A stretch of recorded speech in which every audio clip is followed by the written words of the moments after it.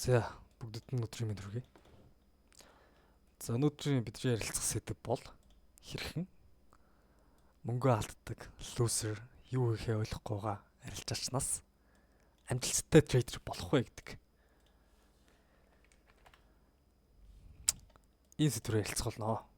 За энэ нөхрийг хэдүүлээ амжилттай очроо олцсон те системжлэгдсэн тэм трейдерийг аваадчихъя. Энэ бол чи. Яаж бат чимтэй ороод ирсэн. YouTube-с бичлэг үзсэн үү? Найзаасаа сонссон уу? Coin мөнгө алдаад тэрийг нөхөх гэж орж ирсэн үү? Эсвэл Instagram-аас нэг trader lifestyle гэсэн reel үзээд ороод ирсэн үү мэдэхгүй те. Яаж яж байгаа л иш ороод ирсэн нөхөр. За орж ирээд яадаг юм. Хамгийн түрүүнд стратеги хэрэг болно. За нэг стратеги сурах хэрэгтэй юм байна гэдэг. Хайна. Тэгтэл хар мянга юм. Энд нэг ICT, энд нэг SMC, энд нэг support resistance, энд нэг trend line, энд нэг Fibonacci, энд нэг GAN, энд хин нэг нэртэй theory, энд нэг эрвэхэ чигшгтэй. Юу гэдэг харам мянга юм ба. Алин сурхаа мэдэхгүй. Алин сайн ажилтгийг мэдэхгүй. За эдгээр зааж байгаа нөхцөл бүгд энэ ажил л гэдэг. Стек мэдэхгүй. За тэг эхнээс нь туршаа явлаа те. Туршлаа. Болдгүй. Туршлаа. Болдгүй. Дарих. Туршлаа. Болдгүй. Дарих. Туршлаа. Болдгүй. Туршихтаа.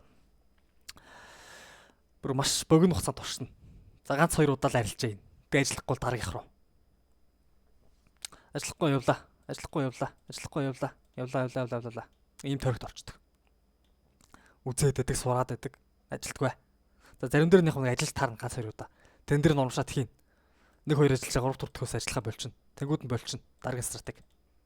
Ийм байдлаар нэг юм хогийн тойрог дотор орчдөг. Энэ тойрогт явж байхдаа гол нь жинхэнэ мөнгөөр яваад байдаг. Стратеги олоогүй гэж. Цалингаасаа нэг мөнгө хөлөвчлээд, за оюутан бол нэг хоолны мөнгө авсан барин те. Мөнгө хөлөвчлээд зах зээл рүү хийн. Тэгэд алтна. Тэгэл нэг юм тойрогт эргэлдээл ийм царай гаргачаад. Яах учраа болох болсон сүлдээ. За зарим нэг азтай ухаантай нь голоос нь болчихж байгаа те. За үнэхээр наахгүй байна. Болиё. Зарим нэг тэнийг нус болчихж байгаа те. За би үнэхээр тэнийг маа болиё. За бүр тэнийг нь за би заавал хийн те. Эсвэл шарттай ч юм уу те. Заавал энэ үг амжилт гаргана гэж яваад байдаг. Мөнгө алдаал байдаг. Сар болгон мөнгө алдаал байна. Хөшөлтмөр засуулаад байдаг. Цаг хугацаа засуулаад байдаг. Стил мөнгө алдсаар. Яг яах учраа мэд олох болцсон. Яг нэг юм царай гаргачаа л боддог. За тэгвэл эндээс яаж гарах вэ гэдэг талаар хэлцээ те. Яаж энэ хогийн хар төрөгнөөс гарах вэ? За хамгийн ихний алхамч нь ерөөсөө л өөрийгөө танихаас эхэлнэ. Би яадаг вэ? Ямар ур чадвартай юм да? Жон хурдан хариулт үзүүлдэг бол хурдан сэтгэдэг те. Тим нөхөр бол scalp дээр ч юм уу те. Жохон тайван. За тэгээд удаан хариулт үзүүлдэг 50% дуртай бол swing гэдэг ч юм уу те. Та шууд ус ингээд мэдчихэж болно гэж байхгүй л те. Бүгдийг хийж үзэх хэрэгтэй. За чинь хамгийн их хүмүүс ашигладаг, хамгийн сайн ажилтдаг онлог бол довын онлог шүү дээ. За довын онлог сурлаа. Зөвхөн довоор чалжээж болдог. За довын онлог сурлаа. Довоо ашиглаад энэ дээр хэлээ. Бүгд гурван дээр зэрэг хийгээ үзчих. Угаасаа аль нэгэн тухтаа шам санагдана. За тэр 50 хүмүүст бол свингийн тухтаа санагдаж магадгүй. Хурдан шийдвэр гаргадаг, хурдан юм дуртай хүн бол scalp, төвчээргүй хүнд бол scalp нэлээд тухтаа санагдаж магадгүй те. Аль тухтаагаа сонгочих. Угаасаа ингэ хийгээ явж итэл аль нэгэн дотроо гараад ирнэ. Гол нь альж байгаа ихтэй байнга журнал тотлох хэрэгтэй. Журнал тотлонгууд чинь статистикаарч бай, сэтгэл зүгээрч бай, аль нь илүү сайн бэ гэдэг нь гараад ирнэ. Энэ төрлүүдээс чинь. За чинь scalp нь чамд тотлоо гэж төсөөлөө те. За тэнгүүд зөвхөн одоо доовор биш. Scalp дээр ямар стратеги хамгийн сайн ажилтдаг юм бэ? Scalp-рууд дэлхийн хамгийн шилдэг scalp-рууд ямар стратеги ашигладаг юм бэ гэдгийг судлах гэсэн үг. Тэр чиглэл рүү юм гэсэн. За эндээс арилжааны дэлхийн арга дахиад ирээ те. Энд futures trading-ийн дотор хвчлэн scalp-рууд байдаг. Эдгээр юу ашиглаад байгаа юм? Яаж арилжаа гэдэг юм? Тийм судлаа те. Одоо энэ дугаар нэрнүүдийн хайгаал үзэхэд л зарим нь гараад ирнэ. За хвчлэн гарч ирдэг юм да. Хвчлэн нэг юм ярьсан байдгүй. Гэхдээ энэ бол зарим байгаа. Тэрийг хайгаа үзэж болно. За би бол бүгдийг мэдчихэж байгаа эндээс. Ихэнхийн дөрөнд мэдчихэж байгаа. Яаж арилж байдаг, яадаг гэдгийг. Ихэнх нь өдөр auction market theory дээр order flow scalp хийдэг. Жишээ нь тэр тал руу явлаа гэж төсөөлөе те. За сурлаа. Зөвхөн энэ дээр төгсрөе те. төгсгөөд стратеги судлаа, статистик холлоо, журнал хөтлөлөө, бактест хийлээ те. За нэлээд болно стратеги олох гэж. Өөртөө таруулж, суулгах гэж те. Стратеги хөгжүүлэхэд өндөр риск рeward хэрэгтэй, өндөр win rate хэрэгтэй, stop loss-ыг зөв газар тавих хэрэгтэй, TP-г зөв газар тавих хэрэгтэй. Бүгд тодорхойлцох хэрэгтэй. Ямар нөхцөл арилжаа гэх юм? Ямар нөхцөлд хийхгүй байх хэрэгтэй. Энэ стратегт чинь ямар мөнгө менежментээр орох юм? Ямар үед 1% орох юм? Ямар үед 2% орох юм те? Ямар үед 0.5% орох юм? Бүх юм тодорхойлцох хэрэгтэй. Энэ бүгдийг тодорхойлох гэж нэлээд зам туулна. Цөөхөр хитэмжлэгийг зарцуулна те. Зөвхөн стратеги олох гэж. За оллоо.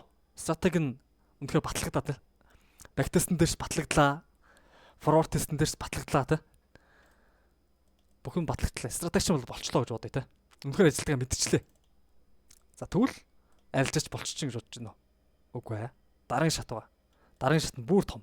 Сэтгэл зүйн шат. Ашигтай стратегтэй байлаа гэд шууд ашигтай арилжаач болохгүй. Энэгүүгээр. За сэтгэл зүйн шатн дээр бас нэлээд болно. Мөнгөний менежментэд тааруулж чадахгүй, яарна. Эсвэл хоцорно гэдэг ч юм уу та. Сэтгэл зүйн түн бум асуудал гарч ирнэ. Зөндөө асуудал гарч ирнэ. За тэрийг эхнээс нь дахиад саад байна. Засахын тулд дахиад журнал хөтлөн те. Яавн дээр алдаад байгаа. Яагаад би тэгж бодоод байгаа юм? Яагаад тийм үйлчлээ гээд байгаа юм? Яагаад би дансаа тулгаж аваад байгаа юм? Яагаад би яарад байгаа гэдэг ч юм уу те. Эхнээс нь засаад явна. Нэг бүрчлээ ингээл алдаа хийж үзчих засч явна.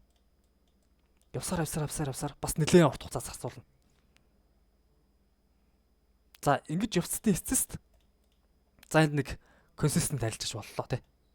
Консистенс гэдэг нь тийм баян арилжаач хэлээгүү. Дөнгөж арилжаач болох ихэнх шатны хүн болж байгаа. Стратеги нь тодорхойлцсон, сэтгэл зүйн асуудлуудад нь шийдсэн. За тэгээд овоо нэг тогтмол дансаар өсгдөг тийм арилжаач болж байгаа. За эндээс шууд баяжихгүй. Эхлээд жижиг дансаар эхэлнэ те. Данс чинь бас тийм хурд өсөхгүй, сарын 100%, 200% өсчихгүй. За тэгж өсөхгүй учраас Pro Firm аккаунт авна. Жижигхэн данс авлаа. Энд дээр нэлээд ноцолтно. За нэг давлаа. Ашиг татлаа. Тэргээр арай жоохон том данс авлаа. За энэ дээр нэлээд ноцолтно. Явлаа. Тэндээс арай том данс аавна гэдэг ч юм уу те. Энэ данс болгон дэр нь сэтгэл зүйн бас өөр. Энийг дахиад сурна.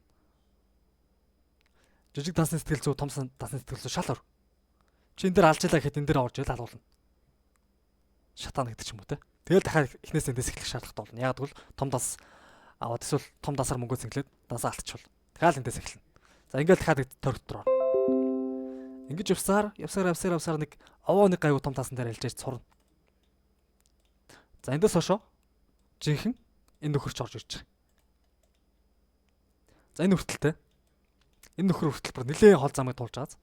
Гол нь энэ дээр ингээд харангуй нэг цөөхөн хэдэн шатгаа юм шиг харагдаад иж болно. Тэгтээ одоо энэ дээр л гэхэд бөө юм болов шүү дээ. Сурах гэж, ойлгох гэж, сайжруулах гэж нэг бүрчлээ энэ бүгдийг олох гэж бөө юм болно. Болж нэлээд хугацаанд зарцуулна. Чүвэ болчлоо гингүү дараагийн шат гарч ийн. Дараагийн шат дээр түн бум асуудал байгаа. Бүгдийг давлаа. Шийдэж явлаа. Нэг асуудал шийдэх гэж л бас нэлээд удана. Бүгдийг шийдэж дуусаад араас нь нэшээ орно. Тэгээд ийшээ. Төгсөлт нь энэ болж байгаа. Тэгэхээр энэ нөхрөөс ийш өрөх зам ийм хэцүү бахнэ. Одоо эдгээр дунд чи битүү бартаа зам. Саад дотор ийм хэцүү замаар туулчиж ийш хөрнө. За тэгээд угаасаа нийт альжаач тий. За 95% гэж яриад байдаг те.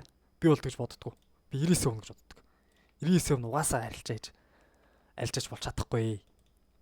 Тэгэхээр үнэхээр болохгүй бол эртхэн гарцсан дээр. Би нэг бүрхэн болгоо хэлдэг. Эртхэн гарцсан дээрээ мөнгө цаг хугацаа сэтгэл зүй гэр бүлийн амьсгал хайрн штэ. Угаасаа чадахгүй 99% нь алддаг гэдэг чинь заавал тийш орж мөнгө алдчих яах юм тийм штэ. Өөр зөндөө болно карьер авах чинь. За тэгэхээр би өнөөдрийн бичлэгээр хэрхэн энэ нэг учраа олохгүй байгаа дүлцэн царайтай нөхрөөс амжилттай альчиж болох вэ гэдэг талаар ярьлаа. Маш товч. Одоо энэ болгон дээр задлаад ирвэл бөө юм болно л доо. Хэдэн цагийн бичлэг болно. Гэхдээ тодорхой хэмжээний зааварчилгаа зөв зам болсон гэж найдаж байна. За ингээд дараагийн бичлэг болцсон.